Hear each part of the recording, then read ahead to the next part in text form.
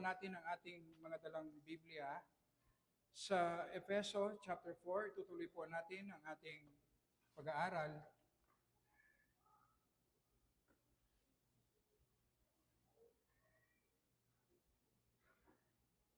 Tayo po ay manalangin. Humihingi po kami ng gabay at liwanag, Panginoon, mula sa iyong Holy Spirit. Ikaw po ang kumausap sa bawat isa sa amin. Ikaw ang mag-edify sa iyong church. Ikaw ang mag-glorify sa iyong pangalan. At ikaw rin, Panginoon, ang kumilos upang maging malinaw sa bawat isa sa amin ang mga salitang pag-aaralan namin, Panginoon. Sa pangalan po ng aming Panginoong Yesus. Amen. Amen. So, chapter 4, nasa verse 11 and 12 na po tayo. Verse 11, basahin po natin, Efeso chapter 4, verses 11 and 12. Pinagkalooban niya ang iba na maging apostol, ang iba'y propeta, ang iba'y ebanghelista, at ang iba'y pastor at mga guro, upang ihanda ang mga banal. Ang banal na tinutukoy dito ay mga Kristiyano, upang ihanda ang mga banal sa gawain ng paglilingkod sa ikatitibay ng katawan ni Kristo. Pagkatapos ilahad ni Apostol Pablo ang pagkakaparehas ng karanasan natin sa kaligtasan na nakamit ng Triune God, na siyang basis ng ating unity, magmula verse 7 ay pinapakita naman sa atin ni Apostol Pablo ang spiritual unity na meron tayo ay merong diversity. Merong pagkakaiba sa mga spiritual na kaloob na ibinigay sa bawat isa na mananampalataya. Sa verse 7, sinasabi sa atin na ang Panginoong Yesus ang nagkaloob ng mga spiritual na kaloob sa bawat mananampalataya. Sa verses 8 to 10 naman, sinasabi sa atin kung paano ito ginawa ng ating Panginoong Yesus. Pagkatapos niyang maranasan ang humiliation, kamatayan sa krus, at pagkatapos ay resurrection, siya po ay umakyat sa langit, na ito ang proclamation ng kanyang tagumpay laban sa kasalanan, kamatayan, kay Satan, na siya ngayon ang nakaupong hari at Panginoon ng sanlibutang ito para sa kanyang iglesia. At upang makamit ng Panginoong Yesus ang kanyang layunin na isulong ang kanyang paghahari sa mundong ito sa pamagitan ng kanyang iglesia, ipinadala niya ang kanyang Holy Spirit. At ang Holy Spirit ay binigyan ang bawat mananampalataya ng mga spiritual na kaloob. Ang Panginoong Yesus na nakaupo sa kanang kamay ng Diyos Ama ang sovereignly na nag-decide kung ano ang kaloob na meron ang bawat isa sa atin. Ang Panginoong Yesus sa kanyang sovereignty at biyaya sa atin, siya ang nag-decide kung ano ang kaya nating gawin at hindi kayang gawin.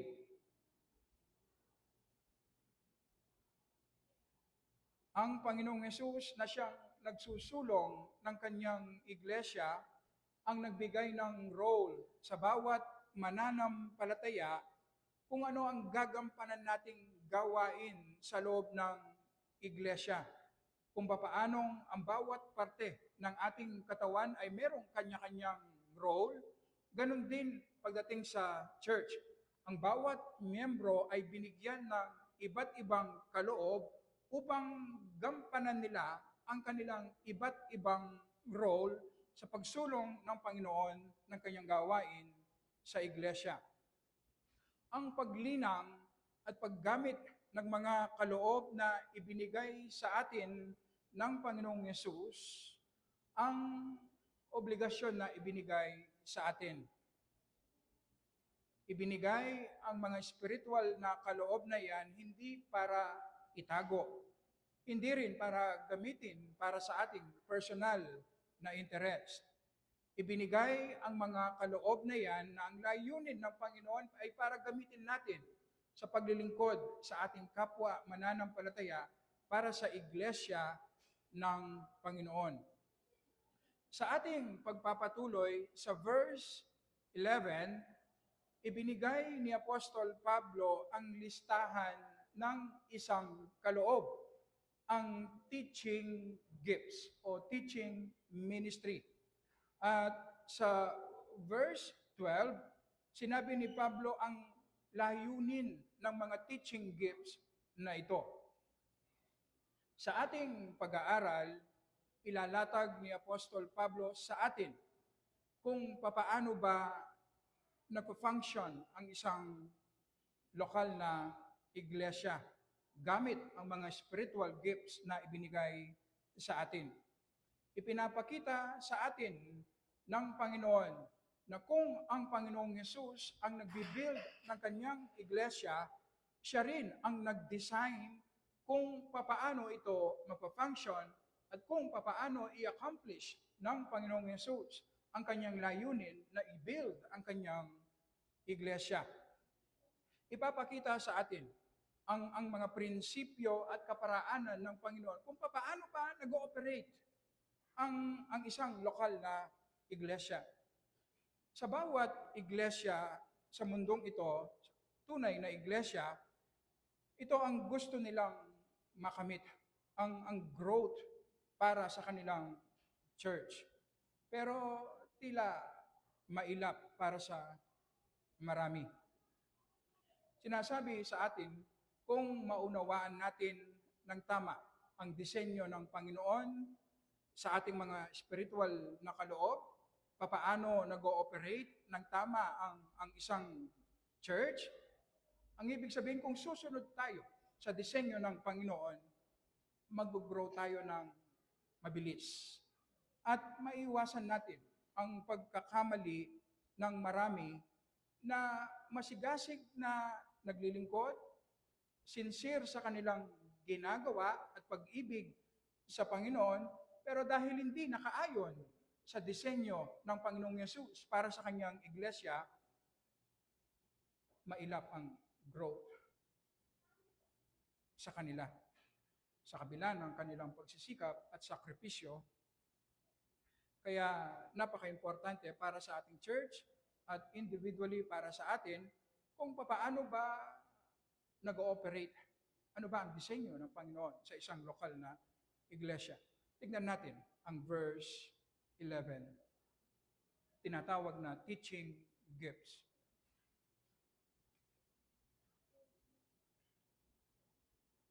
May layunin si Apostol Pablo kung bakit sa tagpong ito, sa Efeso chapter 4, ang mga teaching gifts ang kanyang inilista.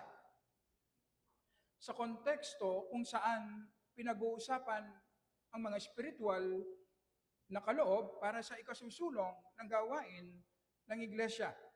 Malinaw na sinasabi ni Apostol Pablo sa atin na sa pagbibuild ng iglesia ng Panginoon, merong pag-uuna, merong prioridad na ibinibigay sa mga teaching gifts. Ang salita ng Panginoon, kapag naituro ng tama at malinaw sa isang iglesia, may equip at may empower ang mga mananampalataya na gawin nila, gamitin nila ang kanilang kaloob para sa paglilingkod sa kanilang kapwa mananampalataya at para sa ikasusulong ng gawain ng buong iglesia. Tignan natin ang unang teaching gift na ibinigay, apostol. Ang basic meaning ng salitang apostol ay taong ipinadala. One sent on a mission. Pwede itong gamitin in a general sense. Halimbawa, ginamit ito nung ipinadala ng iglesia sa Antioch sa isang mission, sina Paul at Barnabas. Sila ngayon ay apostol ng iglesia, ipinadala ng iglesia. Ang Panginoong Yesus din ay ipinadala ng Ama. Kaya naman sa Hebreo chapter 3, verse 1, inilarawan ang Panginoong Yesus na apostol at pinakapunong pari ng ating pagpapahayag.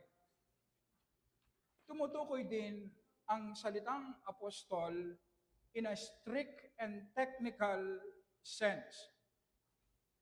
Ito ay tumutukoy sa mga piling tao na tinawag personally ng ating Panginoong Yesus at sila ay naging saksi, nakita nila sa kanilang mga mata na ang Panginoong Yesus ay muling nabuhay mula sa mga patay.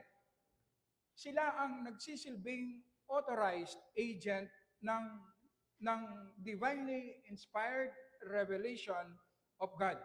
Na kung ano ang ituro, kung ano ang sabihin ng mga apostol noon, ay ito ang salita ng Panginoong Yesus.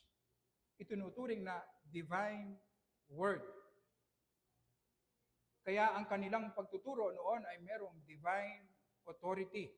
At pinatunayan ito sa pamamagitan ng mga signs, wonders, and miracles. Sila ang 12 apostles. Na nung namatay si Judas, pinalitan siya ni Matthias. Na sinasabi sa atin, ang number 12 ay symbolical. Na meron itong kinalaman sa 12 tribes ng Israel sa Old Testament. Tinawag ding apostol si Pablo, si James na kapatid ng ating Panginoong Yesus, at si Barnabas. Ang kanilang trabaho sa pamamagitan ng kanilang pagtuturo ng divinely inspired na salita ng Panginoon na naisulat sa New Testament, ang kanilang sulat ngayon sa New Testament ang nagsisilbing pundasyon ng church. Efeso chapter 2 verse 20. At base sa strict definition ng salitang apostol, ang ibig sabihin wala nang apostol sa panahon natin ngayon. Tumigil na ang kanilang office once na nabuo ang New Testament. Ang ministry ng mga apostol ngayon ay nagpapatuloy sa pamamagitan ng salita ng Panginoon na nasa New Testament na pundasyon ng iglesia. Wala nang mga apostol, pero merong mga apostolic churches. Merong mga apostolic missions. Ibig sabihin, merong mga gawain na nakapundasyon sa salita, nakabase, nakaayon sa salita ng Panginoon sa New Testament na sinulat ng mga apostol. Pangalawa, propeta. Hindi sila ang mga propeta sa Old Testament. Ang tinutukoy na propeta ay mga katuwang ng mga apostol sa New Testament. Pansamantala lamang ang kanilang ministry habang kinokolekta at kinokompleto ang New Testament noon. Ang sabi ni John MacArthur, ang ministry ng mga propeta noon sa New Testament ay exclusively sa loob lamang ng lokal na iglesia. Pero ang ministry ng mga apostol noon ay pangkalahatan sa buong iglesia. Ang mga apostol po noon ay palipat-lipat sa mga iglesia at ang naiiwan sa mga iglesia na kanilang itinayo at iniwan ay ang mga propeta na nagsisilbing bibig din ng Panginoon, pero kadalasan ini-explain at ina-apply nila sa church ang doctrine at katuruan na itinuro ng mga apostol. Kaya ang sabi ni Pablo sa unang Korinto, chapter 14, verse 37, na kapag nagtuturo ang mga propeta, kailangan i-check ang kanilang pagtuturo ba ay nakaayon sa turo ng mga apostol. So ang turo ng mga apostol sa New Testament, general at doctrinal. Ang turo ng mga propeta sa mga iglesia noon ay personal at practical. Dahil ang mga propeta noon ay katuwang ng mga apostol, kasama ang mga propeta na sinasabing pundasyon ng iglesia. Na noong nakumpleto na ang New Testament, natapos na rin ang kanilang ministry, nawala na rin ang kanilang office. So, wala nang apostolic at prophetic office ngayon. So, wala na tayong tinatawag na propeta, wala na tayong tinatawag na apostol ngayon. Ang tanong ngayon sa atin, wala na bang ibinigay na tagapagturo ang Panginoon sa kanyang salita? Ang sagot po ay meron. Yan ang mga ebanghelista at mga pastor, teacher.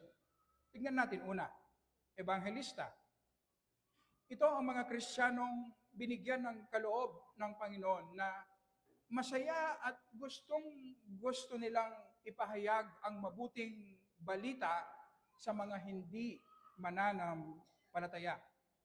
Effective at equipped sila sa pagpapahayag ng simple at malinaw na mabuting balita. Lahat ng mananampalataya ay inuutusan na ipahayag ang mabuting balita sa lahat ng mga tao para sa kaligtasan ng kanilang kaluluwa. Pero merong mga Kristiyano na binigyan ng kaloob ng Panginoon na maging ebanghelista na ang kanilang ministry ay i-preach ang gospel. Sila ang mga taong ipinapahayag nila ang mabuting balita sa labas ng church. Iba't ibang lugar kung saan hindi pa narinig ang Panginoong Yesus. Sila ngayon ang mga tinatawag na missionaries, founders ng mga churches, breakers of new soil. Sila din yung mga Kristiyano na nasa loob din ng iglesia na ang ginagawa nila ay nililid ang church sa pag-evangelize ng mga hindi mananampalataya. Sila ang nagtuturo at nagmo-mobilize sa buong church upang i-preach ang gospel sa mga taong wala pa sa ating Panginoong Yesus. Si Kent Hughes sa kanyang commentary, ang sabi niya, sa panahon natin ngayon, ang mga ebanghelista maituturing nating obstetricians, mga OB, na sila ang nagdadala ng mga Kristiyanong binuhay muli ng Holy Spirit sa loob ng iglesia. Ang mga pastor, teacher naman, sila ang maituturing na pediatricians. Sila ang nagpapalaki ng mga bagong silang na converts na ipinasok ng mga ebanghelista sa loob ng iglesia. Makikita natin ang disenyo ng Panginoon. Mayroong mga mananampalataya na binigyan ng kaloob na i-preach ang gospel sa labas ng church. At ito rin yung mga nagdadala ng mga bagong converts sa loob ng iglesia. Pero meron din tinawag ang Panginoon na pastor, teacher, na siya ang nag-aaruga at nagpapalaki sa mga converts na ipinasok ng mga ebanghelista sa loob ng iglesia.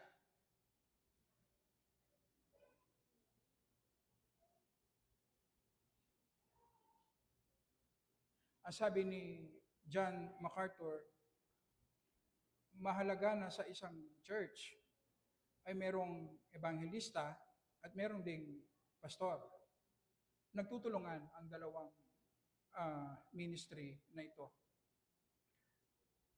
Sinabi din ni John MacArthur, kailangan nating i-consider na high priority ang ministry ng isang evangelist. Ang focus nila ay i-preach ang gospel sa mga tao sa labas ng church. abutin ang mga hindi mananampalataya. Sila ang nagdadala ng mga converts sa loob ng iglesia. Sila ang mga mananampalataya na madali para sa kanila na i-share ang gospel sa kanilang daily conversation. Hindi sila nahihirapan na kapag nakikipag-usap ay agad-agad na ipapasok ang gospel at i-explain ng simple at malinaw ang gospel at i-encourage sa mga tao na manampalataya sa ating Panginoong Yesus. Hindi mahirap para sa kanila na mag-invite ng maraming tao na mag-visit sa church. Merong mga kaloob na ibinigay ang Panginoon, mga ebanghelista sa loob ng church. At kailangan natin silang encourage at i-equip, i-support sa kanilang ministry. Mahalaga ang kanilang role na gagampanan sa pagsulong ng gawain ng Panginoon. Nagko-complement sila sa trabaho ng pastor. Tingnan natin, panghuli, ang pastor at guro.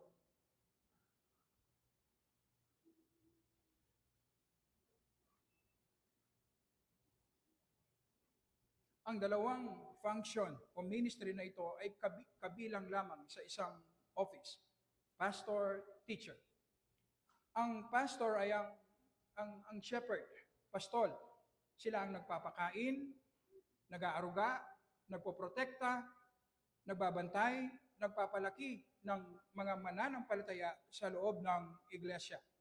Sa Matthew chapter 28, kung saan ibinigay ang Great Commission, ang sabi niya, humayo kayo at i-preach ang gospel. At yung mga nanampalataya, bautismuhan. At pagkatapos silang mabautismuhan, dalhin sa church, ano ang sabi? Turuan silang sundin ang mga kautusan ng Panginoon.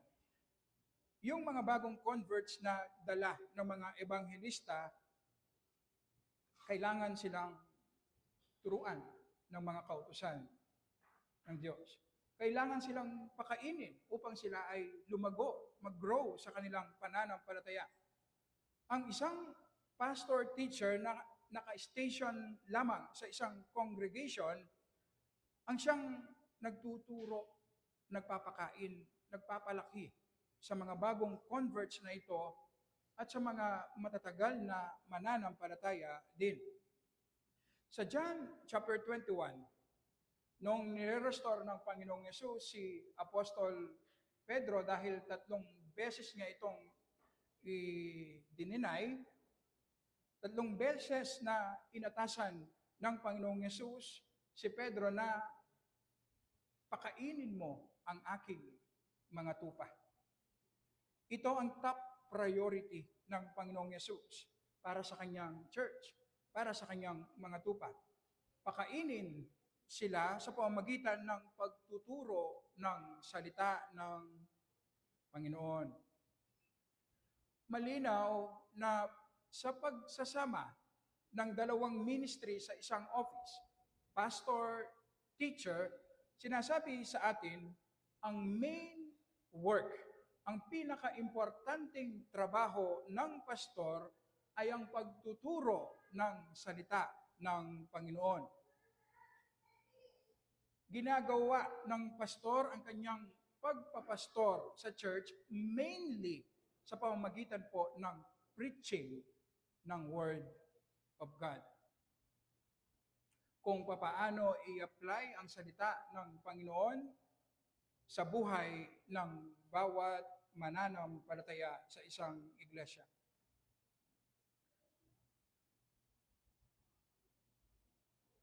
Nakita natin sa ating pag-aaral na ang lahat na ibinigay na spiritual na kaloob sa bawat mananampalataya ay mahalaga at kinakailangan para sa ikasusulong ng gawain ng Panginoon. Lahat ng kaloob ay mahalaga, pero merong mas mahalaga. Merong prioridad. Si John Stott ang nagsabi, masusukat natin kung gaano kahalaga ang isang kaloob sa pamamagitan ng pag-assess kung anong degree na nagdudulot ito ng maturity sa church. Dito natin makikita na sa paglalagay ni Apostol Pablo ng mga teaching gifts sa ating text, na ang konteksto ay spiritual maturity ng church, sinasabi sa atin, pagdating sa maturity, pagdating sa disenyo ng Panginoon kung paano mag-grow ang isang church, may pag-uuna. Pinakamahalaga ang pagtuturo ng salita ng Panginoon.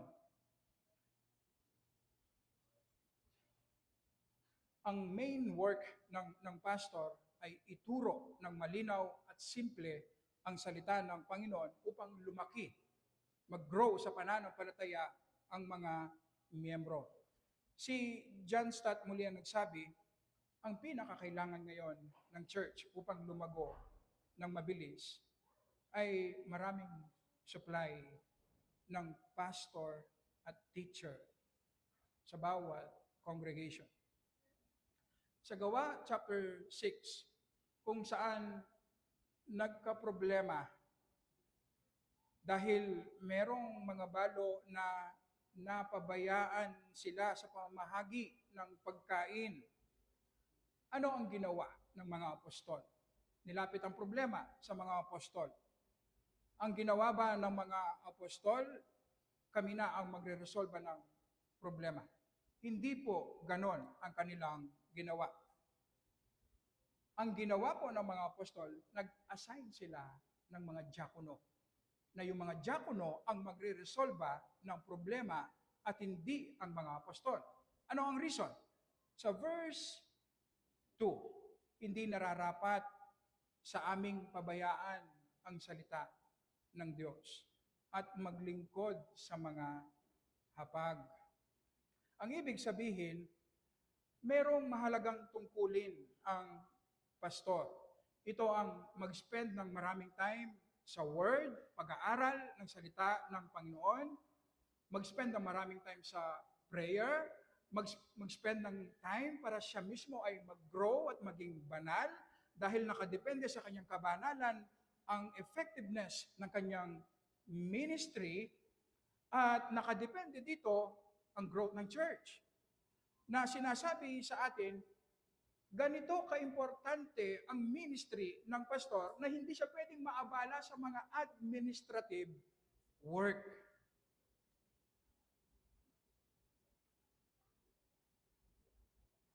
Na ang mga administrative work na ito ay inassign ng Panginoon sa mga diakono.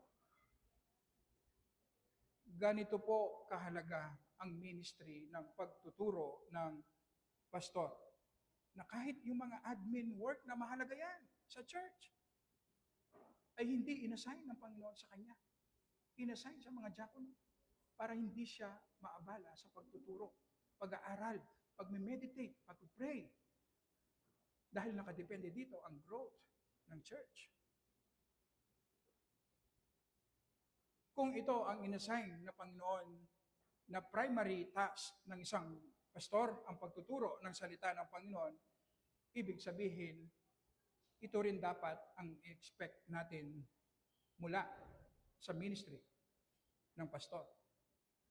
Na dapat every Sunday nakahanda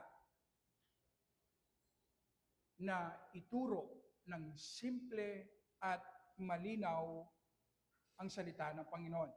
Na dapat ang isang pastor nag-spend ng time sa pag-aaral ng salita ng Panginoon. Alam niyo po ba, napakadaling dayain ang trabaho ng isang pastor. Pwede akong tumayo dito na ang sabihin ko lang ay kung ano yung narinig ko o kung ano yung gusto ko lang sabihin, hindi ko kailangan mag-spend ng maraming time na i-discuss word for word ang salita ng Panginoon. Kailangan po ang isang congregation, equip siya na ang ini-expect niya sa kanyang pastor ay tama. Na dapat nagpipreach ng malinaw. Dapat nag-aaral ang kanyang pastor. Dapat nagpipray ang kanyang pastor. At binibigyan niya ng time ang kanyang pastor. Sinusuportahan niya ang kanyang pastor sa importanteng gawain ito dahil nakadepende rin sa ministry ng pastor ang growth ng kanyang pananampalataya. Kailangan magkaroon ng tamang expectation ang isang church sa kung ano ba ang primary task ng isang pastor. Ang tanong ngayon sa atin, ano ang purpose ng kanyang ministry? Sa verse 12, upang ihanda ang mga banal sa gawain ng paglilingkod sa ikatitibay ng katawan ni Kristo. So sa disenyo pala ng Panginoon, naglagay siya ng mga pastor, teachers sa loob ng iglesia upang matapat na ituro ang salita ng Panginoon. Na ang layunin, para equip yung mga members na magamit nila ng tama ang kanilang spiritual na kaloob. At kapag nagagamit ng bawat miyembro ang kanilang spiritual na kaloob, nag-grow ang buong iglesia. Mabilis na application sa atin. Ngayon natin makikita kung gaano kahalaga ang araw ng linggo sa atin na mananampalataya. Kung saan publicly nagtitipon ang church ng Panginoon upang mag-worship sa pamamagitan po ng pakikinig ng preaching ng Word of God. Tama, ang bawat mananampalataya ay merong personal devotion sa Word and prayer. Pero meron ding dinisenyong public gathering ang Panginoon para sa kanyang iglesia kung saan meron siyang tinawag at in-equip na magpastor at magturo ng salita ng Panginoon para sa ikalalago ng mga mananampalataya. Kung ikaw ay isang mananampalataya at palagi kang lumiliban ng gathering ng church, huwag mong expect na ikaw ay lalago. Huwag mong expect na magiging useful ka sa gawain ng Panginoon. O kung nandirito ka naman every Sunday pero wala naman ang isip mo dito, o kaya puyat ka, masakit ang ulo mo, inaantok ka, hindi mo rin naunawaan ang pag-aaral sa loob ng iglesia, wala rin pakinabang sa iyong kaluluwa. Bilang pagsunod natin sa kautusan ng Panginoon, na kailangan ang buong Sunday ay ibigay natin sa Panginoon. Ang ibig sabihin pag Sunday, lahat ng trabaho natin nag-i-stop, tumitigil at nakafocus tayo sa Panginoon. At kasama rin dito ang paghahanda ng ating sarili tuwing Sabado. Inihanda natin ang ating isip, ang ating puso, dahil Sunday kinabukasan, haharap tayo sa Panginoon. Sasamba tayo. Maririnig natin ang salita ng Panginoon. Kapag nakuha natin ng tama ito, magdudulot ito ng mabilis na growth sa atin. Pangalawang mabilis na application. Ang disenyo ng Panginoon, magtutulungan ang ebanghelista at ang pastor sa gawain ng iglesia. Ang mga ebanghelista, sila yung lalabas sa church upang i-preach ang gospel. At sila yung magdadala ng mga converts sa loob ng iglesia. Sila yung mag-i-invite sa labas para yung mga unbelievers, marinig nila ang gospel sa loob ng church. Marinig nila ang word of God. Ang pastor naman, siya ang magpapalaki, mag-aaruga sa mga converts na pinasok ng mga ebanghelista. Maraming mga pastor ngayon dahil sa pressure na sinusukat ang success ng kanilang ministry base sa dami ng converts, base sa dami ng mga membro, maraming mga pastor na pipilitan na kunin ang trabaho ng ebanghelista. Mag-focus sila sa mga Bible studies, sa preaching sa labas. Ano ang goal? Para magkaroon ng maraming converts. Hindi ba ito ang nakikita natin sa maraming churches ngayon? Paramihan ng miyembro. Ang problema sa ganitong setup, ganito po. Dadami nga ang mga miyembro. Kasi nga, yung pastor ngayon nakafocus sa evangelism. Pero dahil napabayaan ng pastor ang kanyang pinaka-importanting trabaho, na dapat naka-station siya sa loob ng church, siya ang nagbabantay sa church, siya ang nag-aaruga, nagpapalaki sa mga members upang lumaki sila sa pananampalataya sa pamagitan ng pagtuturo ng salita ng Panginoon. Dahil napabayaan niya ang kanyang trabaho, ganito ngayon ang picture ng maraming iglesia. Dumarami sila na mabilis, pero immature. Kaya palagi merong problema, palagi merong alitan, palagi ka merong naririnig na divide ang church na ito. Meron kang naririnig, ang pastor iniwan ng church dahil sa sobrang dami ng problema. Ang main reason, napabayaan ng pastor ang kanyang main work na dapat sa loob siya ng church. Nagbabantay, nag-aaruga, nagpapalaki. Ang focus niya ay ang preaching, consistent preaching ng salita ng Panginoon. Dalawang maling practice tungkol sa relationship ng ministry ng pastor sa ministry ng mga members. Unang maling practice, tinatawag na clericalism. Sinasabi nito ng lahat ng gawain sa church, ang mga paid pastors ang gagawa. Sinasabi nila na ang mga pastor ang magtuturo, sila din ang gagawa ng lahat ng gawain sa loob ng iglesia. Ang gagawin ngayon ng congregation, possibly makikinig lang ng salita ng Panginoon. Wala siyang gagawin. Palagi siyang nasa church, nag-a-attend. At kasama sa kanyang ginagawa, nagkakaloob siya ng salapi na siyang pambayad sa mga pastor na nagtatrabaho. Nangyayari po ang ganito sa maraming iglesia. Attractive ang ganitong setup sa maraming mga professing Christians na ayaw nila ang commitment sa church. Sa mga Kristiyano na gusto lang nila yung magmukha silang respetado dahil meron silang church, meron silang relihiyon, pero ayaw nila ng commitment. Kaya naman gustong-gusto nila yung setup na yung pastor ang gumagawa ng lahat. At sila ngayon ay walang ginagawa, nakaupo lamang at nagbabayad ng pastor. Ang nakakalungkot, inaalaw ng mga pastor ang ganitong practice. Kinukuha nila ang trabaho na hindi naman para sa kanila.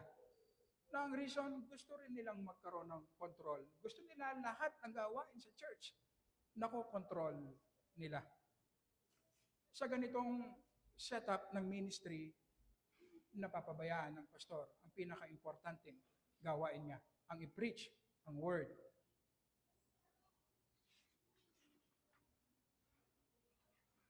Dahil abala siya sa ibang ministry na hindi naman pinagagawa ng Panginoon sa kanya. At hindi rin nagagamit ng mga miyembro ang mga kaloob na ibinigay ng Panginoon sa bawat mananampalataya. Kaya sa ganitong setup, hindi po lalago ang church. Pangalawang maling practice, tinatawag na anti-clericalism, kabaliktaran ng nauna. Sa setup na ito, inaalis o hindi na kinikilala ng congregation ang authority at ministry ng pastor. Nakikita nila na hindi na kailangan ang pastor. Kaya naman ng congregation kahit walang pastor. Nangyayari ang ganitong practice sa mga churches na hindi po nila siniseryoso ang qualification ng pastor na ibinigay ng Panginoon sa New Testament. Yung mga churches na basta kayang magturo ng isang mananampalataya, pwede siyang tawaging pastor agad. At pwede siyang ilagay sa ministry ng pagpapastor. Dahil marunong lang siyang magturo. Kaya naman karamihan sa mga nilalagay nila sa ministry, sa office ng pastor, hindi qualified. At dahil hindi sila qualified, Ang ginagawa ngayon ng congregation, binabantayan nila yung pastor nila. Imbes na yung pastor ang nagbabantay sa church, ang congregation ngayon ang nagbabantay sa pastor nila. Ang congregation ngayon ang nagtuturo sa pastor kung ano ang dapat at hindi dapat gawin. Nagkabaligtad. Kaya hindi nila kailangan ng pastor. Pang-display lang ang pastor tuwing linggo. Walang tunay na authority. Sa gawa, makikita po natin si Apostol Pablo na sa bawat church na kanyang itayo, naglalagay siya ng mga pastor, teacher sa bawat church na mangunguna sa paghahanda ng mga Kristiyano sa paglilingkod. Sa unang Timoteo chapter 3, sa Titus chapter 1, iniuutos specifically na mag-appoint ng pastors sa bawat iglesia na qualified base sa standards na ibinigay ng Panginoon sa kanyang salita. Merong mga pastors, teachers sa loob ng church na binigyan ng kaloob ng Panginoon upang manguna at magturo ng salita ng Panginoon na ito po ay kailangan ng church upang siya po ay mag-grow sa kanyang pananampalataya. Ang biblical na setup, ang biblical na paraan, sinasabi po ng ating text. Ang ministry sa church nag-uumpisa sa pagtuturo ng pastor ng salita ng Panginoon. Ano ang layunin? Ang pastor ay nagtuturo para sa verse 12, upang ihanda ang mga banal sa gawain ng paglilingkod sa ikatitibay ng katawan ni Kristo. Sino yung mga banal na tinutukoy dito? Yung mga mananampalataya, yung mga regular Christians. Na ang ibig sabihin, ang ministry ng pastor, paglingkuran niya ang church sa pamamagitan ng pagtuturo, at kapag regular niyang ginagawa yan, na-equip yung mga members na binigyan din ng mga kaloob ng Panginoon upang ang mga members ngayon, sila ang gumawa ng ministry, hindi ang pastor.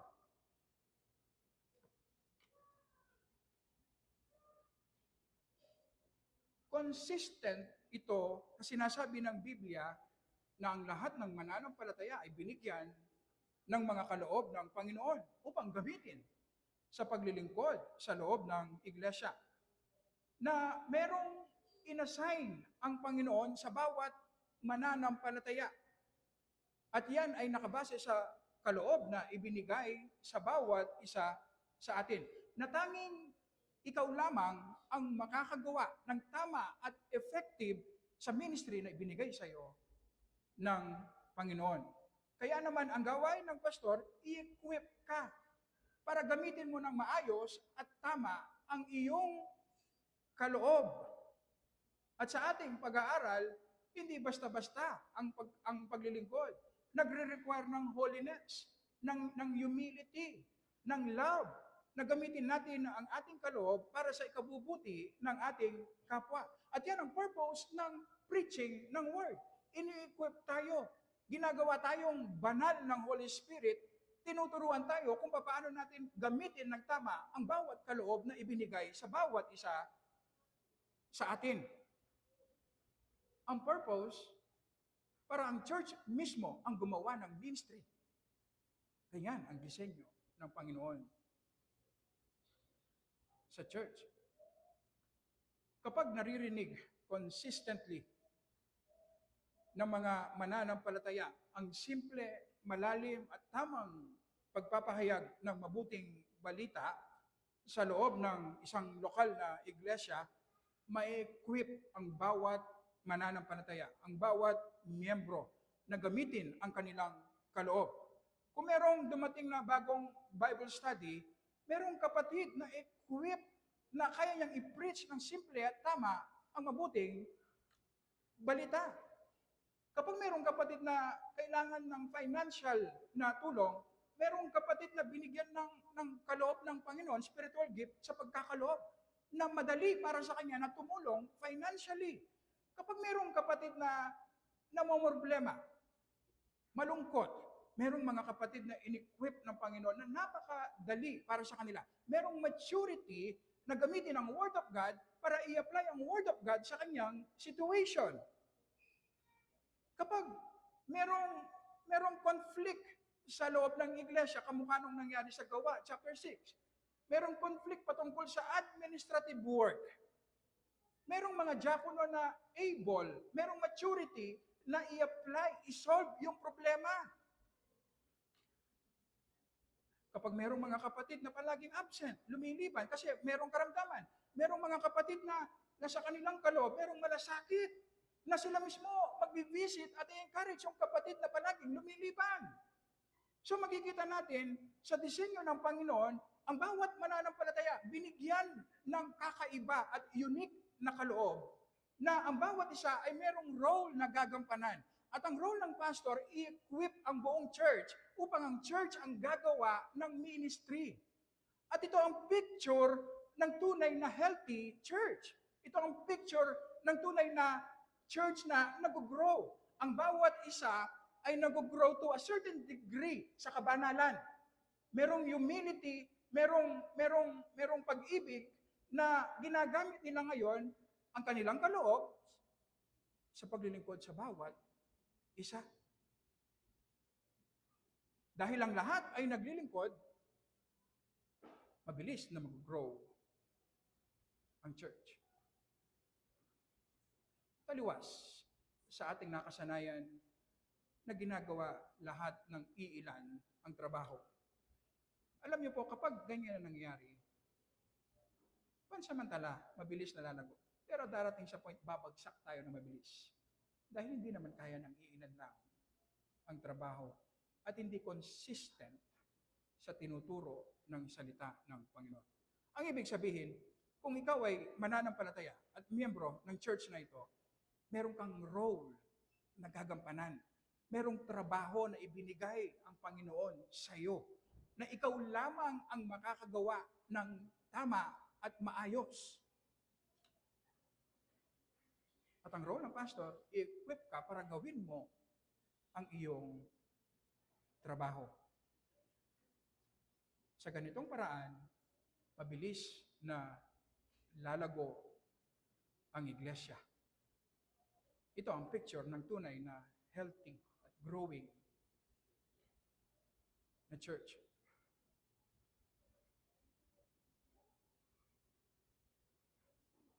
Kung ikaw ay nandirito at hindi ka pa nananampalataya kay Jesus para sa iyong kaligtasan, siguradong itinatanong mo, ano ang purpose ng iyong buhay? Ano ang gustong ipagawa ng Panginoon sa iyo?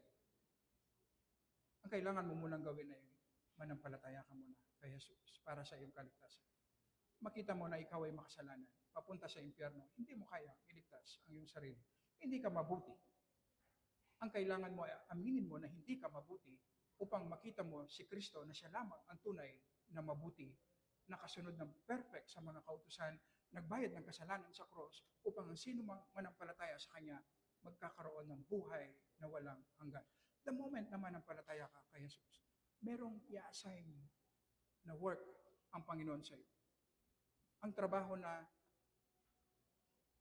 merong impact sa kaluluwa, merong eternal impact. At dito natin gustong i-invest ang ating buhay.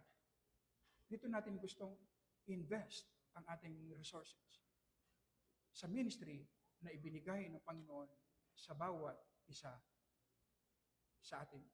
Dahil kapag ginagamit natin ang ating buhay, ang ating resources para sa luwalhati ng Panginoon, nagiging masaya at fulfilled ang ating buhay. Tayo po ay manalangin. Papasalamat po kami, Panginoon, sa liwanag ng iyong mga salita na nagtuturo sa amin, Panginoon, kung paano po namin gawin ng tama at maayos ang ministry na ibinigay mo po sa amin. Tunay nga,